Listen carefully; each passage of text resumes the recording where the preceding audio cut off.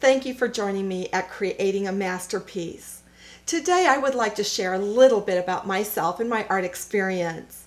I grew up in Montana and I went to a public school. It was a great public school and I took every art class I could.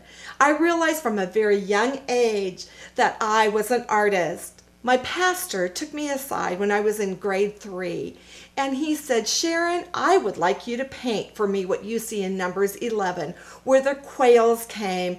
And he says, "I want you to paint that and I will give you the oil paints as a free gift." Well, I was ecstatic because I didn't have money to go buy my own oil paints. And so I remember painting that picture for him. And as I would run out of a color of oil paint, my mom would go to the store and get a larger tube. And that's where I started really my career as an artist. When I went to public school in about grade 7, my teacher took me aside and said, "Sharon, you are a terrific artist. What I would like you to do is come with me to the elementary grades and I would like you to help me teach art."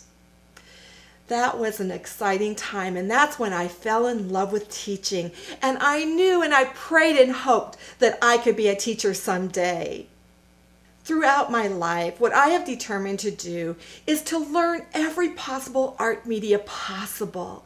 Because I knew that if I did that, I would be a better art teacher.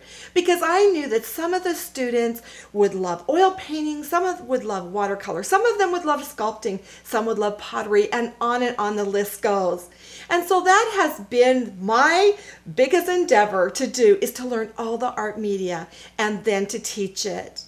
I went to college and then I married my husband, became a pastor's wife.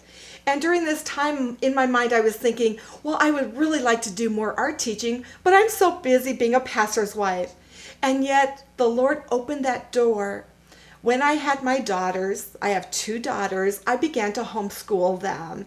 And during this time, I would teach them art, and other kids would come into my classes, other homeschool students, and we would do co-ops, and I would teach all kinds of different art media.